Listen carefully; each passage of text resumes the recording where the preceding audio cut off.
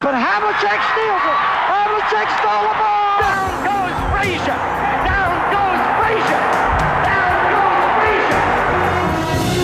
United to Amici. Amici powers in. A goal from the corner. A goal from the corner. The Chicago Bulls have won their 6th NBA championship. Gibson, swing. This is going to be a home run. Unbelievable. I don't believe what I just saw.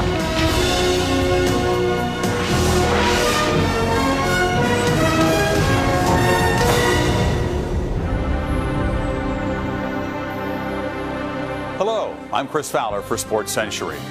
If Pete Maravich hadn't played basketball, he might have played Vegas as a sleight of hand artist, either on the stage or at the gaming tables. He could make anything disappear, even a basketball, with his lightning moves. Beyond his ball handling skills, Pistol Pete shot with deadly accuracy, becoming the most prolific scorer in the history of college basketball. A droopy-eyed virtuoso, Maravich was born to entertain.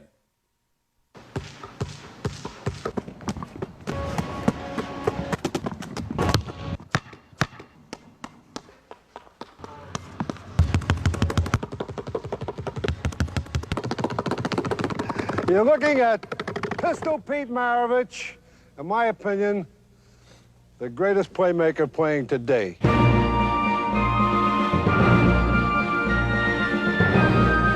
Excitement, enthusiasm, greatness. That was Pete Maravich. He was unstoppable.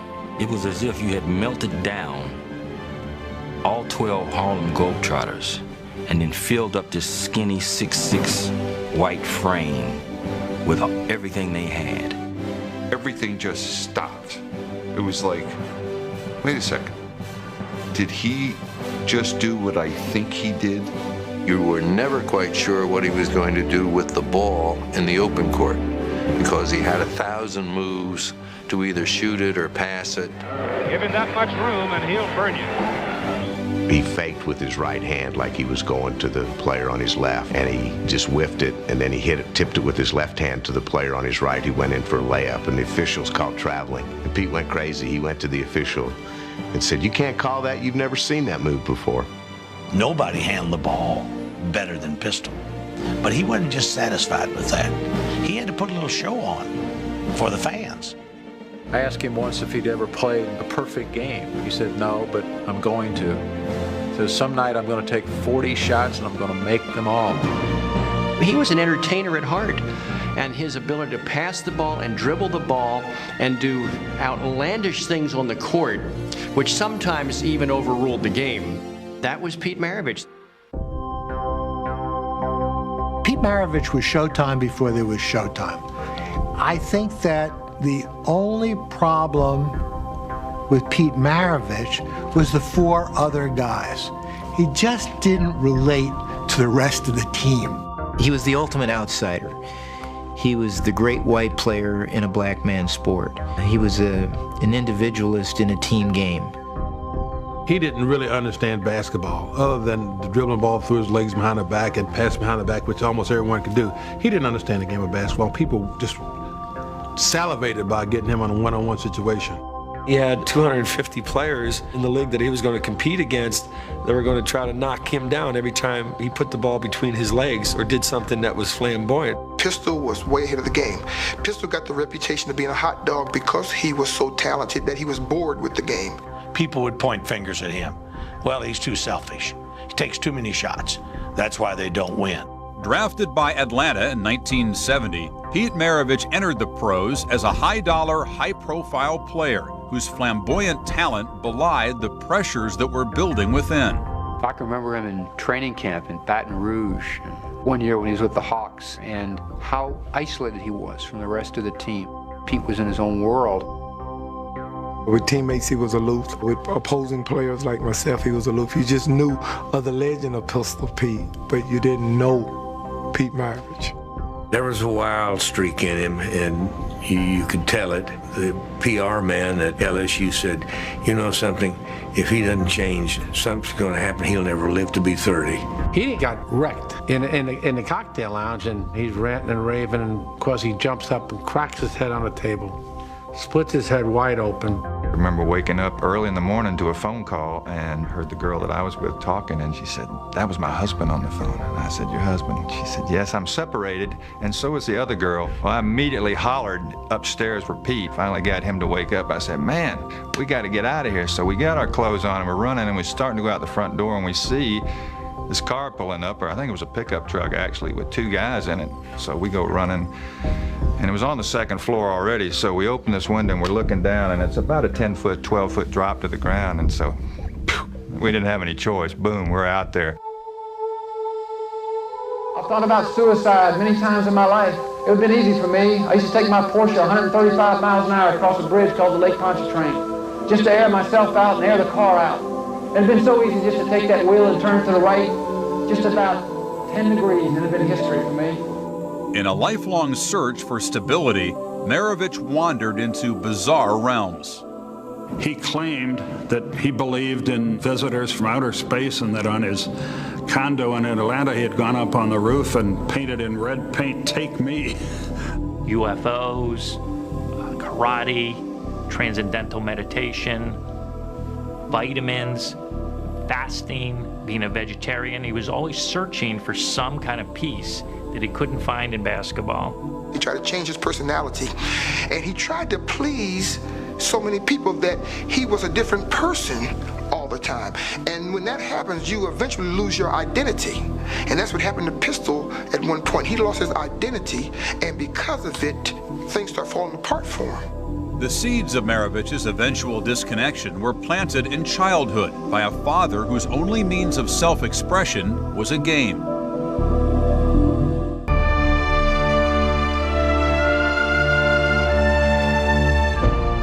When I was 7 years old, my dad sat me down and he said, "Pete, if you'll listen to me, you might be able to get a scholarship in basketball because we can't pay your way. And maybe you not only get a scholarship, but maybe you'll go to the pro level. And you'll play on a team that wins a world championship. And you'll make $1 million playing basketball. And they'll give you a big diamond ring and it'll have your name on it and say world champions." And to a 7-year-old, my eyes lit up. And I said, "Dad, that's what I want." He said, "If you let me teach you, you just commit. You dedicate your life to basketball, and that's all you have to do. And you'll live happily the rest of your life." And that's what I did. I became a human basketball. I was a basketball android. Pete Maravich's father, Press, grew up in Pennsylvania steel country. Back in Aliquippa, you really had three things. You had the steel mill, you had the family, and you had sports. Press took up basketball from the day he first knew how to bounce it. Completely obsessed with the game, loved it, played it with all his heart. Press was really known as Mr. Basketball around Aliquippa. If anything, we all looked at him as a basketball hero. After a short professional career in the 1940s, Press moved on to coaching high schools and small colleges. He was very precise in everything he did. He knew what he was doing and he knew what he wanted. And you played for him that way and you practiced for him that way. Everybody thought Press Maravich as this mock scientist about basketball. I mean, he was so involved in the game, about the fundamental parts of the game and how it should be played. Already a stepfather when his firstborn son Pete arrived in 1947, Press Maravich charted a course straight to the gym. Press was talking one time about how some people are born to play a piano, some people are born to be painters, some people are born to be writers. He said he thought Pete was born to play basketball because he had basketball genes.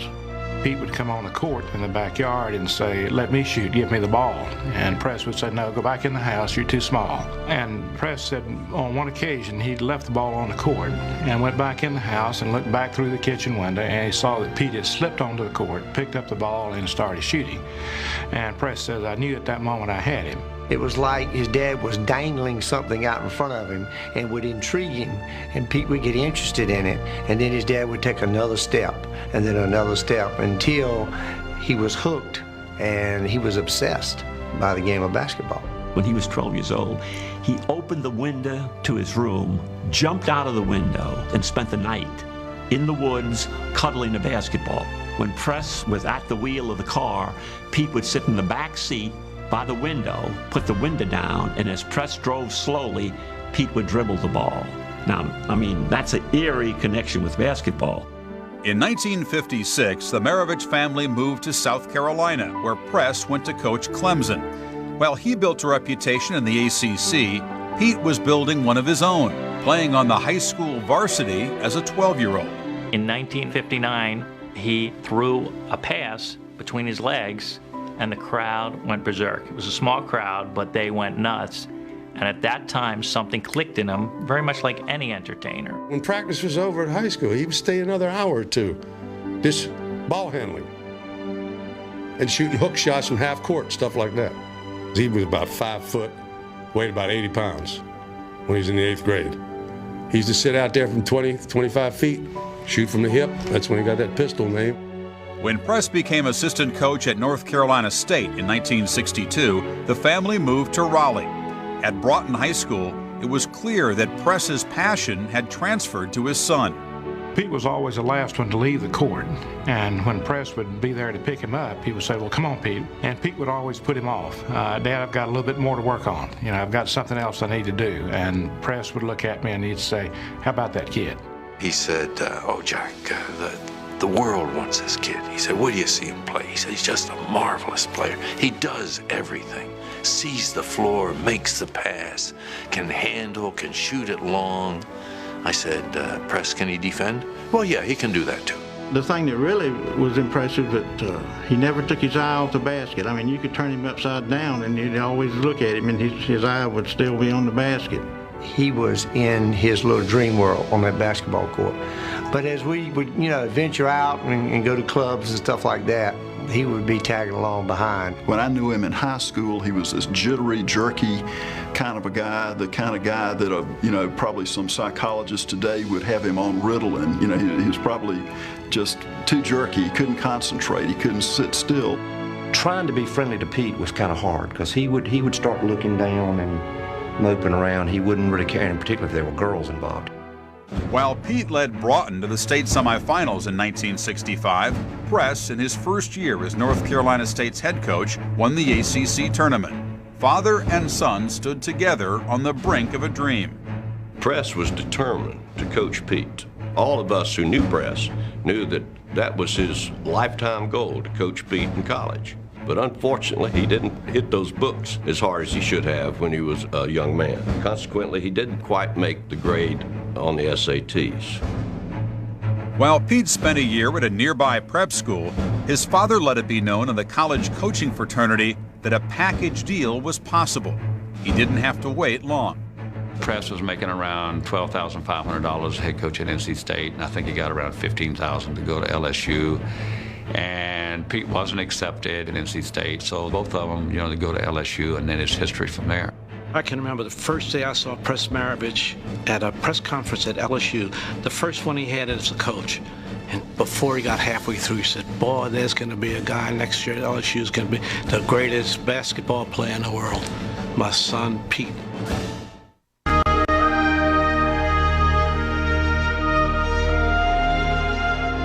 I think one of the toughest sells in America was to sell basketball in Louisiana. It wasn't until Pete showed up on campus and started playing that, it was like the word spread like wildfire that here was a bona fide superstar. And it'd be 5,000-6,000 people would show up at a freshman game just to see him.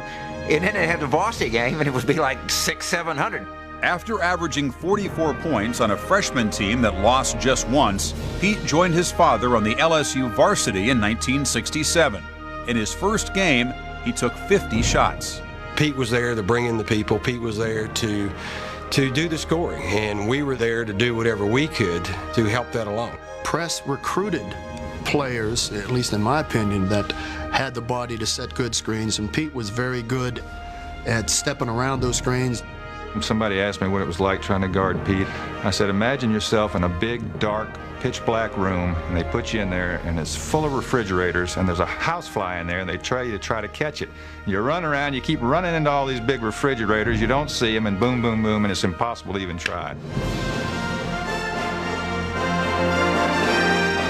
As soon as he touched the ball, people went to the edge of their seat. And there was this great rumor that was circulating that he had developed a shot that he was going to dribble down the court and right before the basket, give it a hard dribble, and the ball on a bounce would go in the basket.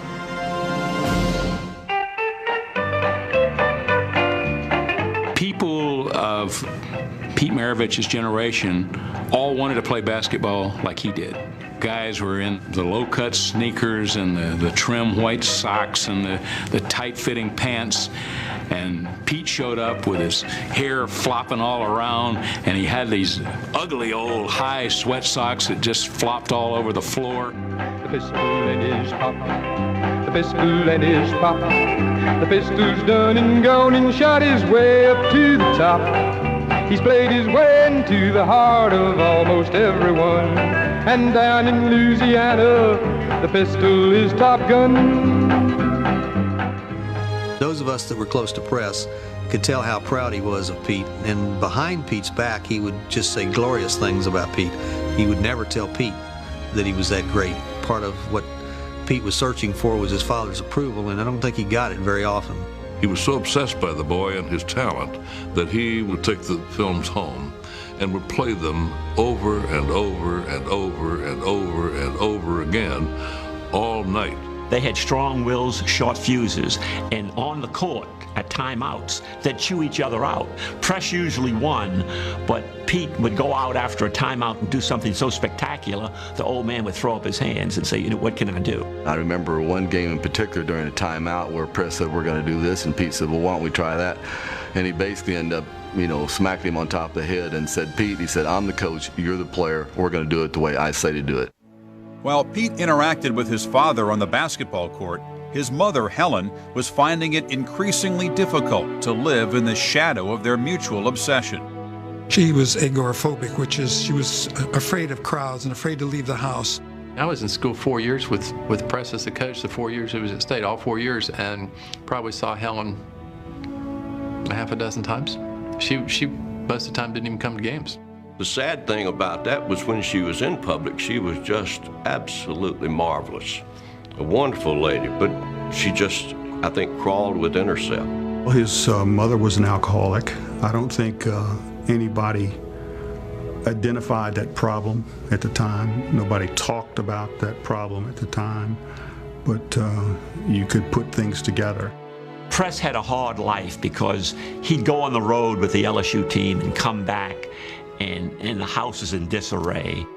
She was a lonely woman because her husband and her son were basketball. That was it. They were always involved in basketball. I used to find it in the washing machine. I bottle of scotch down in the washing machine or in the dryer. I think it made him mad. And I think it frustrated my dad too. Part of it was they were so happy, and I guess it upset that she was not so, she was just so unhappy. Pete became more consumed with basketball. He withdrew from the family. He avoided Helen. Knowing the problems that his mother had, I was concerned, and other players were concerned as to whether or not Pete would overindulge in his drinking to where it could become a problem. You would wake up in the morning to go to class and go out there and see, how did he get his car in this spot? You could almost sense and feel him hitting the front bumper and then backing up to the back bumper and front bumper and back bumper until he gets in. He drank a lot when he was in college, was the reports we were getting, a couple of wrecks, and of course, you know, his daddy wasn't going to kick him off the team, but he might bat him around a little bit. You know, if you're going to go out and do something really crazy or stay out, make sure Pete's with you, and you probably wouldn't get kicked off or the severe punishment. However hard Pete played off court, he never let up once the whistle blew, averaging 44 points a game in his sophomore and junior years. But scoring was only part of the Pistols' arsenal. We felt like his ball handling and his assist abilities overshadowed his scoring abilities. And that sounds crazy when a guy averages 40-some points a game. So we made the decision that we were going to play him straight up and guard the heck out of the rest of the people. Coach Rupp didn't think that Pete could beat us all by himself, and so we would play him one-on-one. The 6 games that we played against each other in college, I think Pete averaged over 50 points a game, but we won all 6 games, so Coach Rupp was right. Managing just 3 victories the season before Pete's arrival on the varsity, LSU played a combined 2 games above 500 during his first 2 seasons. As he entered his senior year, Maravich was just under 700 points short of Oscar Robertson's NCAA scoring record. More and more people wanted to be around him, wanted to be a part of him, wanted to talk to him, wanted to get his autograph, just wanted to get as close to him as they could. He really started becoming a loner. He quit going to class. He basically, for all practical purposes, moved out of the dorm, just wanted to be by himself.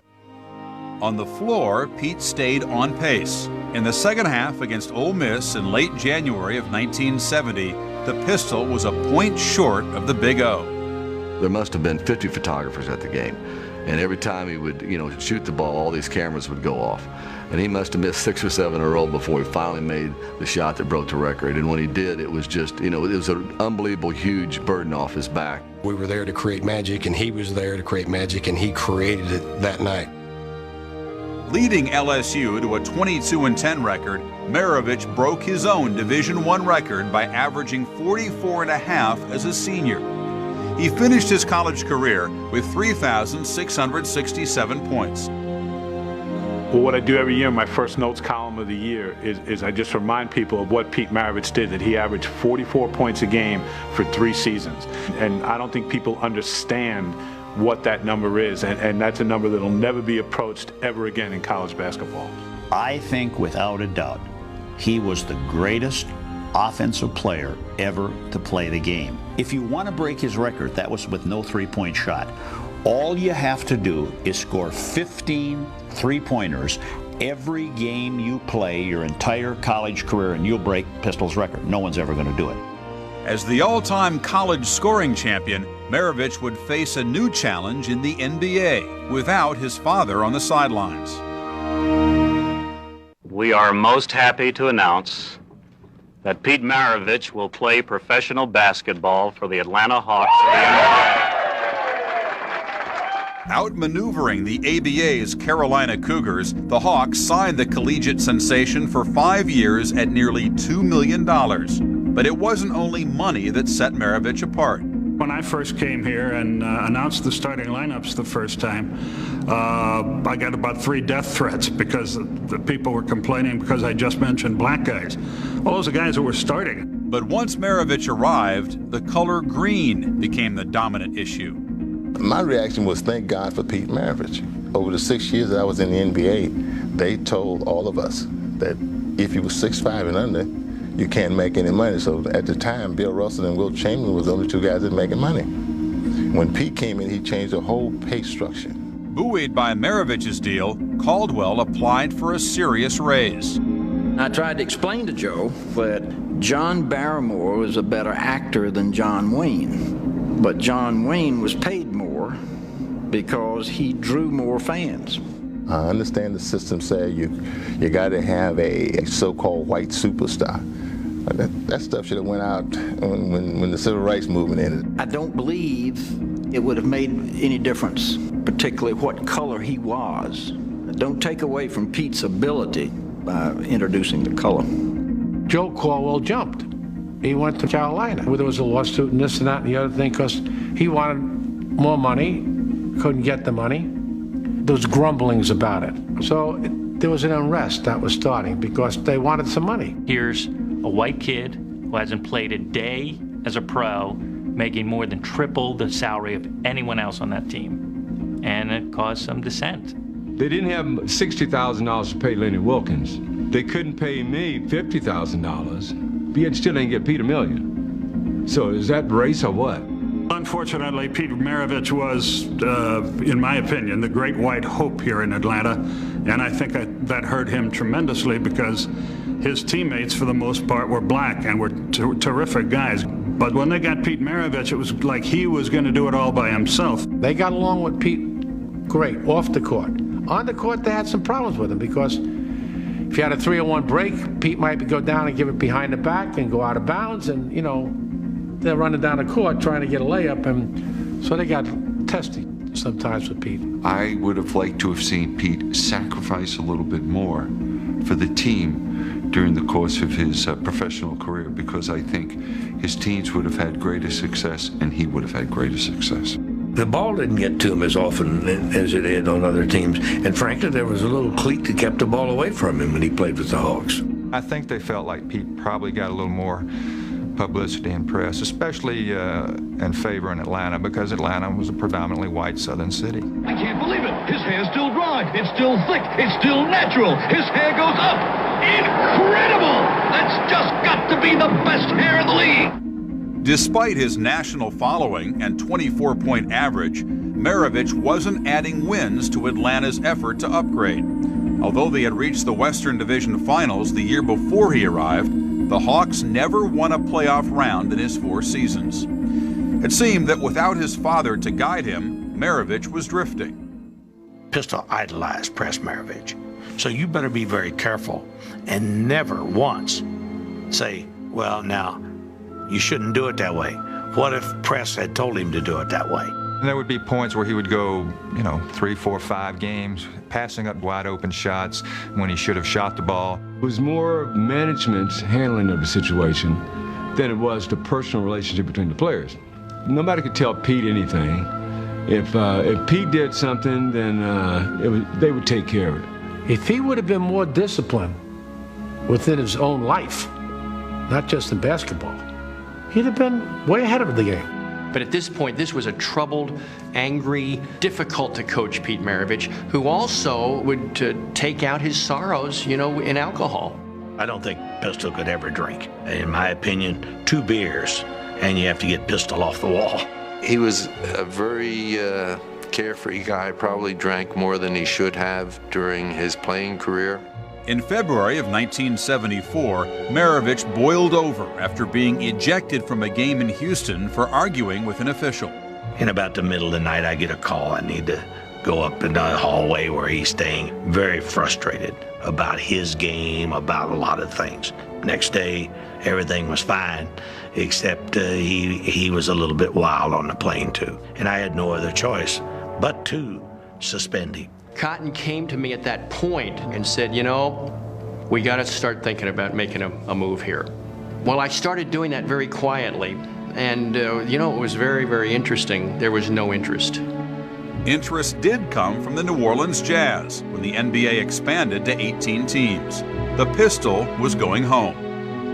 There was no bigger draw, certainly not in Louisiana, than Pete Maravich. As long as Pete was here, they always called him the Louisiana Purchase. Pete then says, what did you get for me?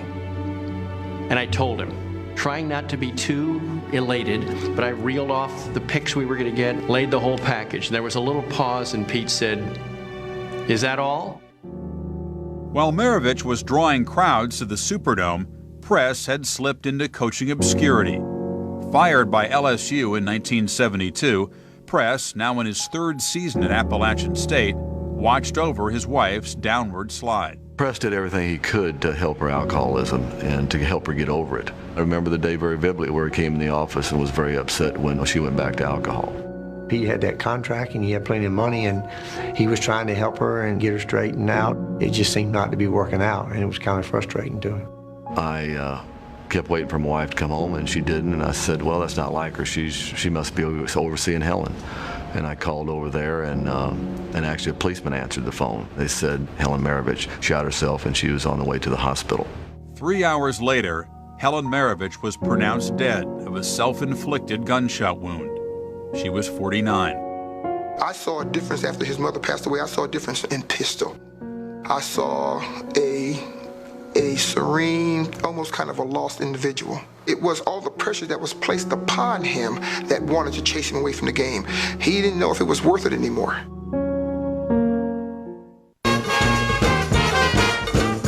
In 1974, New Orleans celebrated the arrival of Pete Maravich as though he were a native son. Once people in this market saw Pete play, they suddenly became fans. It was like Baton Rouge all over again. If the Jazz on the home games got 100 points, your ticket coupon would get you free French fries. When it would be late in the game and it got up in the 90s, man, people would be yelling, Pistol, Pistol, Pistol, free fries, free fries, free fries. And so every time they come out of court, they give the ball to Maravich and he'd shoot it. After adjusting to the vastness of the Superdome, Maravich averaged over 21 points and 6 assists in his first season with the Jazz. His game was beginning to mature. I think somehow instinctively he started to figure out that we were pretty good players. We were a better team when he wasn't doing as much. And there were a lot more nights where he would be 8 for 14, score 25 points with some free throws, and we'd win by 10. What he did in the second year that I had him, changed his socks, shaved his beard, put a new number on, threw bounce passes, played defense on guys that if you put him on the right guy, played the game of basketball. It was the first year he made first team All-Pro, and he deserved it. But the pistol could still deliver Showtime performances. Both guns were blazing on February 25th, 1977. When you can use Walt Frazier and the Knickerbockers like your private tool, that's fabulous stuff. Boy, he's got all kinds of moves. What move doesn't this guy have? He just went off that night. It was the most amazing thing that I'll ever remember seeing as a player. Pistol fire. Oh, come on. 68 for Maravich. Only Wilt Chamberlain and Elgin Baylor had ever scored more in a game. After leading the league with a 31-point average that season, Maravich and the Jazz were in the hunt for the 1978 playoffs when Pete was brought down. The outlet pass came to Pete at midcourt and took one bounce behind his back and then raised his leg and flipped it through his legs. Perfect. Down at the other end to Aaron James for a layup. And when he did, he came down oddly on the knee, and you could hear the crack like a rifle shot along the first few rows of the stadium. He had to have knee surgery, and it ended his season, and the injury probably was the main reason the Jazz never were able to stay in New Orleans, because I believe had they made the playoffs that year, it might have taken off to a point where the franchise wouldn't have moved and it would have stayed in New Orleans. In 1979, hindered by a knee brace, Maravich appeared in just 49 games, averaging 23 points before diminishing crowds. When the Jazz moved to Utah after the season, Maravich had worn out his welcome. I don't think anyone disliked him, but they could see that his game just wasn't, what it used to be as a player. And he ended up sitting on the bench, not getting as much time. When you're a legend, it kind of eats at you, and I think it ate at Pete quite a bit. I think he was disillusioned after he got his knee hurt. His own alcoholism was at work. Alcoholism is a disease, and Pete had access to his drug of choice, and he had free time. There was an unfortunate situation after the game in Seattle where he had over-imbibed and went to the wrong room and started knocking on the door, kicking in the door, and it was the wrong person. It wasn't his room. Then it was decided it was best for Pete to move on, and he got together with the ownership and management of the team and worked out a settlement with his contract. He was waived and picked up by the Boston Celtics. Joining the Celtics in January of 1980, Maravich came off the bench to help them post the best record in the NBA. He totally impressed me coming in because I thought he was mainly an offensive player. But he worked hard on the defensive end, and that totally blew me away. If we didn't win those last couple games, we would not be in first place in the division. And Pistol just took over the game and shot us into the best record. After the Celtics lost to the 76ers in the Eastern Conference Finals, Maravich took a hard look at what was left of his NBA future. At the very, very end of his career, Maravich, began to pass and to relate to other members of the team. But by that time, his skills had eroded too far. It wasn't Pete Maravich anymore. NBA people far more knowledgeable than I say that if Pete Maravich had gone to the Boston Celtics out of college, that the Celtics and Red Auerbach and the rest of that group would have made him into a team player, and he might have been the greatest player of all time. He goes back to Boston and he realizes that he's not going to start. He's not going to be perhaps even the number 2 shooting guard on that team. So he's going to be on the bench, and he admitted it. His ego was crushed. On September 20th, 1980, Pete Maravich, at 33, announced his retirement in Boston and returned to his home outside New Orleans. According to Pete, these were the darkest 2 years of his life. He basically holed up in the house. He was incredibly depressed, and he spoke about it as if he was a drug addict going through withdrawals. And the withdrawal was the attention and the love that he had for basketball. It didn't play out. He didn't become a grand old man of basketball as a player because I think he just couldn't sustain it. He needed to go off and find some other personality. But Pete Maravich was about to be released from his demons. How he gained his freedom would surprise all who knew him. In 1982, the depressed son of a basketball father found someone else to believe in. Pete Maravich believes that God spoke to him audibly. And he said that from that day on for the rest of his life. And I was getting ready to go off my bed, and God spoke to me. He spoke to me audibly, and he said, "Be strong and lift thine own heart." It reverberated through my room. I'll never forget it as long as I live, just like I'm speaking in this microphone. He was not in my spirit. He was outside. He had not come in yet. God spoke to us personally. And a lot of people can't understand that. I don't understand it, but he spoke to us audibly. I'm saying, come on, Pete. He says, "Oh, I promise you, Bob." I was woken by a sound. It was the Lord speaking to me. And at that time, he dedicated his life to the Lord. He found that, and he was more devoted to that than anything I've ever seen, basketball included. Once he became a Christian, he would read his Bible hours at a time, every day. He would go up and talk with anybody then, where before he thought everybody was coming to talk to him all the time. And he was always trying to convert somebody to Christianity. Pete also helped his father find religion. Together, they continued their passion at the Pistols basketball camp in Clearwater, Florida. He was ready to go at 6 o'clock in the morning, and he shut it down at 12 or 1 o'clock in the morning. So he was working 18 and 19-hour days, had a hand in every part of the camp. He had a big salad bar, lots of watermelon, no soft drink, no ice cream, no sugar. That was the good diet for Pete. And we did that while he was at our camp those 5 years. Then, in 1986, Pete learned that his father was diagnosed with cancer. He was going to do everything humanly possible to try to cure Press. He did not leave Press's side. He was with his dad probably the last 6 months of his life, literally day and night. He had some comfort about the fact that he was the one that had been used to bring Press to a place of peace in Press's life. Press Maravich died on April 5th, 1987. 9 months later, he was followed by his son. On January 5th, 1988, Pete Maravich was scheduled to be interviewed for a Christian radio program. But first, there was a pickup basketball game at the First Church of the Nazarene gym in Pasadena, California. I knew that he had really come through a difficult time in his life, and there'd been a dramatic change in his life when he met Jesus Christ.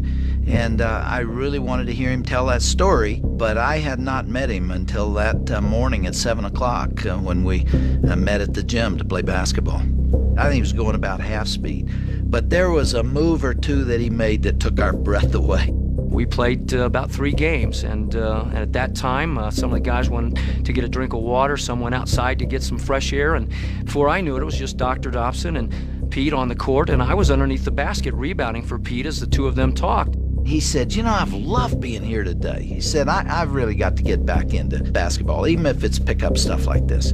And I said, "How do you feel today?" And I promise you, his last words to me were, "I feel great. I just feel great." And I turned to walk away, and I don't know why, but I looked back at him for some reason, just in time to see him fall.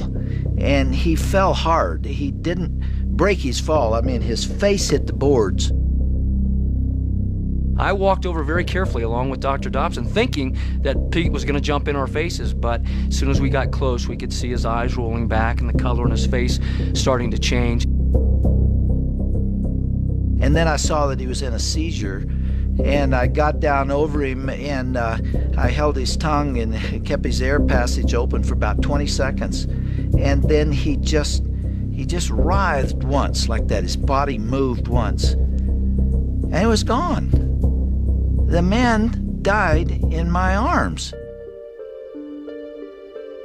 And I'll never forget that very morning that As that ambulance went over to St. Luke's Hospital in Pasadena, California, the siren wasn't going, there was no red lights, no sound, and it wasn't going very fast. And as tears poured down my face, I kept saying, no, no, but down deep I knew. And it wasn't more than 20 minutes before the doctor came out and said, I'm sorry, guys. Pistol Pete Maravich, the all-time scoring champ of college basketball who spent 10 years in the pros, died as he lived, playing basketball. He was only 40 years old. That wiped me out.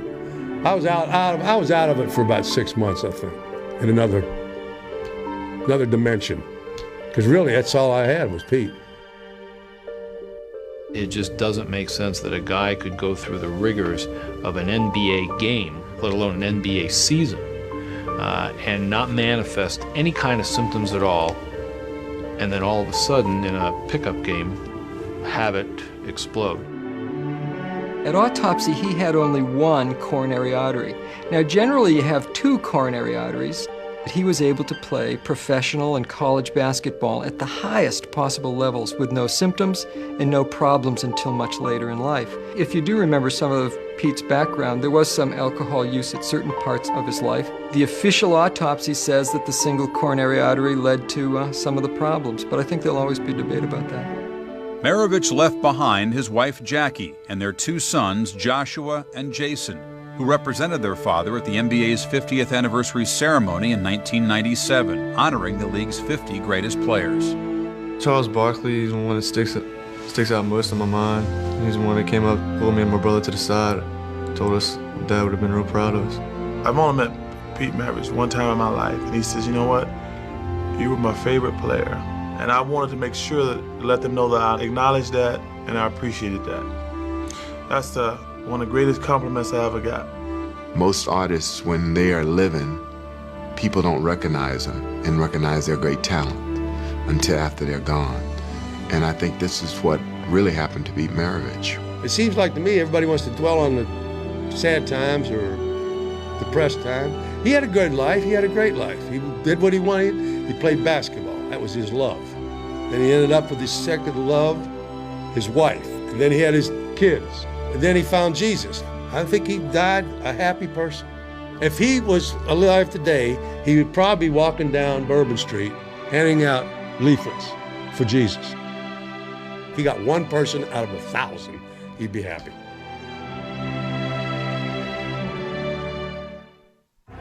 Hauntingly, Pete Maravich foretold his own end. In 1974, he said to a reporter, I don't want to play 10 years and then die of a heart attack when I'm 40. Yet that's exactly what happened. He might not have had the world on a string, but he sure had a basketball there. For Sports Century, I'm Chris Fowler.